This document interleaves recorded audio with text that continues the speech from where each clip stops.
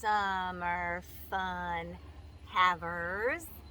I am glad you're here with me today in the Happy Place to Grow, where we're doing all things summer vacay.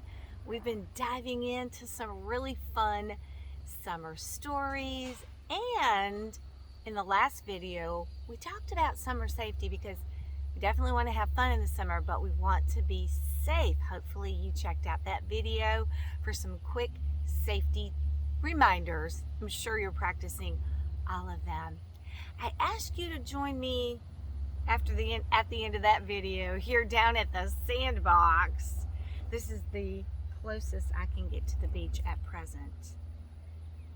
In today's story, The Sand Castle Contest by Robert Munch, we are going to find out what happens when a family goes on summer vacation to the beach and there's a sand castle contest. Now, I'm going to ask you a question. How many of you have ever built a sand castle?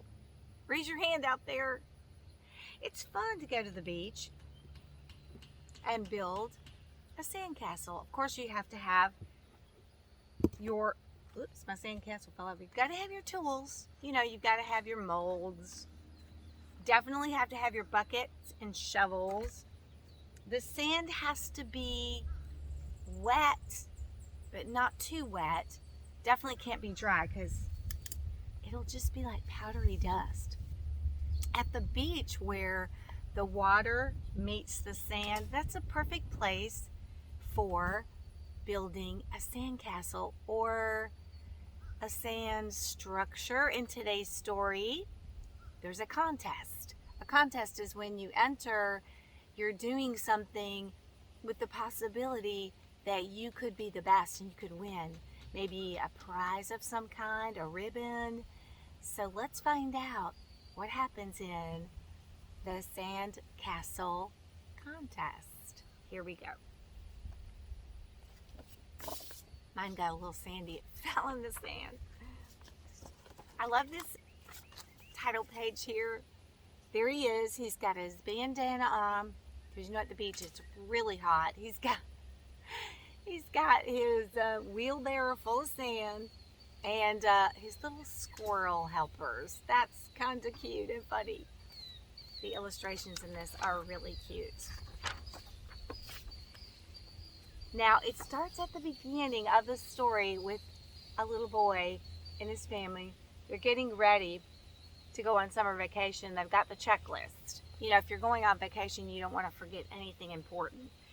And no matter how many checklists I make, I always forget something. But the good thing is, there's always your local Walmart. If you need something, you can always get it there. Matthew's father stood in the driveway and said, "I think we're all ready to go. Let's make sure everything is here. Do we have the bicycles? Check. Yes. Do we have the food? Yes. Do we have the boat? Yes. Do we have everything?" What do you think they're going to say? Hopefully they're going to say yes. Look at this load. Oh my gosh. They are so loaded down. Everything but the kitchen sink, and maybe the kitchen sink is in there. They've even got a bike on top of the car. Remember they were saying, do we have everything? Here's what Matthew said. "No," yelled Matthew. "No," said his dad. "No," said Matthew. "We don't have a dog." "Dog?"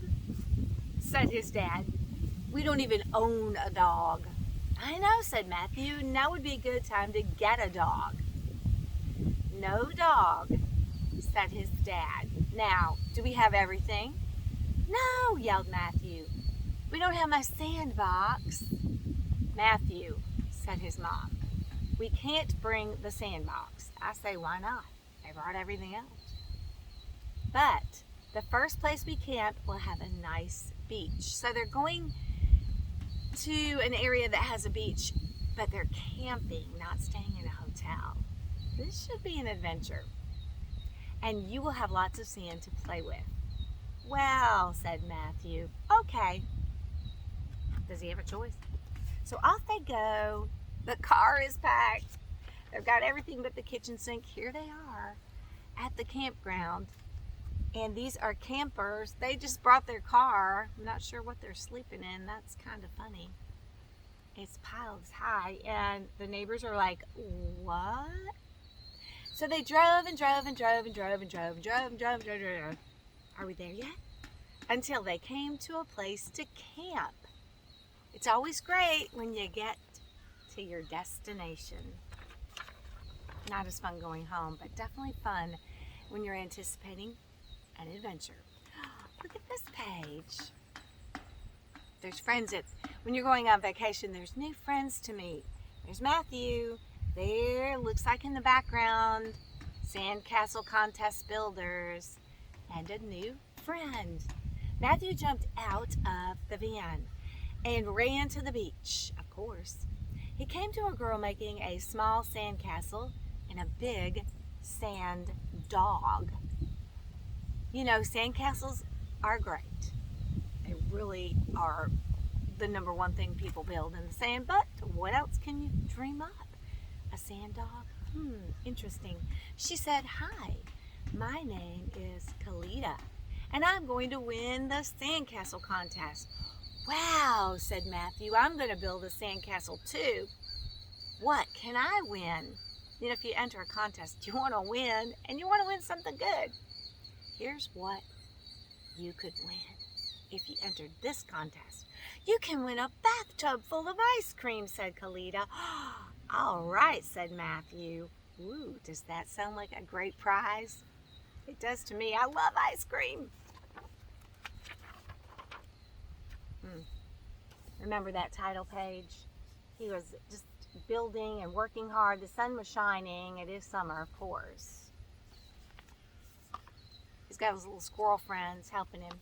So Matthew made a house with doors and windows and a roof. That sounds cool. He dug out the inside of the house so it had rooms. Whoa! He's creative. Just like a real house. He wants to win the contest really bad. He made sand tables and chairs and beds and a TV. Cool. That had a sand show on it. That's neat. Here's the model. That's what his items look like. How cool is that? Well, if you have a sand house, you've got to have a sand TV, right? Or something to watch. Now this is what builders use or painters use, a scaffold, so they can definitely reach tall, and it's definitely a high building that he's building. He's really working hard. When Matthew was almost done, Kalita came over to look at his house, and she's got a dog. You think that's the sand dog come to life? Could that be a possibility in a storybook? Absolutely. Kalita came over to look at the house. She had her sand dog. Oh yeah, it was the sand dog on a leash. Nice sand house, said Kalita. Really, really nice sand dog, said Matthew. Remember the beginning, he wanted a dog. What if they trade? Could be a possibility. It is a story. There's the beautiful house already. And that looks like one of the judges. He looks a lot serious. He's pointing.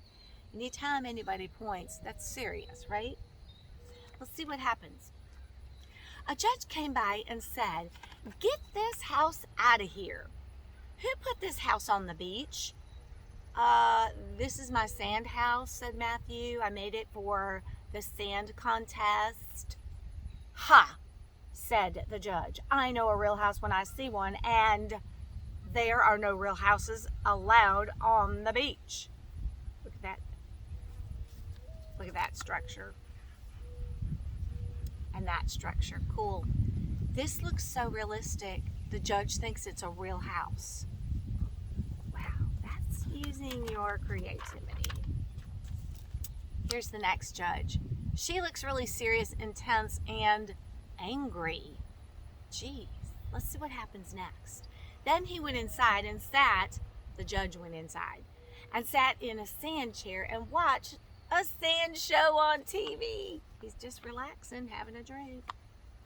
Another judge came by and said, "Get this house out of here. Who put this house on the beach?" This is my sand house," said Matthew. "I made it for the sand contest." "Ha!" said the judge. "I know a real house when I see one, and there are no real houses allowed on the beach." Wow, that's realistic. Wonder what's going to happen next. Will they believe him? Oh, before they judge, they're going in the sand kitchen, in the sand refrigerator, and getting some sand, which is sand food. She went into the bedroom and looked at the sand bed. She went into the kitchen and opened the refrigerator and looked at the sand apples, the sand celery, and the sand cartons of milk. I say she should check out the sand witches. Then she said, "Little boy, you've got to get this house off the beach." "This is my sand house," said Matthew, "and I'm going to prove it." "Ha!" said the judges. How do you think he's going to prove it? What's he going to do? Let's find out. He's frustrated. Uh-oh. Kalita and the sand dog don't have a good look on their face. Oh boy. Because he's proving it in a not so good way. Yikes. So Matthew went outside and he kicked the sand house right beside the door. It all turned back into an enormous pile of sand, which all sand structures eventually do, and fell on the judges. I guess they deserve that a little bit. "Help!" yelled the judges, and everyone came running and dug them out. They were nice to rescue. Oh my. What do you think's going to happen next? Are they going to be angry, the judges? Oh boy. Let's see. Turn the page. Ooh, check this out. A whole large bathtub full of ice cream. He must have won. When the judges were finally out from under the sand, they yelled, "Matthew wins!" His sand house was so good that we thought it was a real house. "Matthew wins!" everyone yelled. Everyone was celebrating with him. That's a good contest. You know, if you don't win and you're happy for the winner, you're bummed a little, you're sad, but you still celebrate the winner. That's good sportsmanship. You can't win them all. They gave him a bathtub full of ice cream as they promised. Matthew started eating the ice cream. I would too, and you better on the beach because it's going to melt. And he said, "Kalita, want to help me eat this?" "Yes," said Kalita.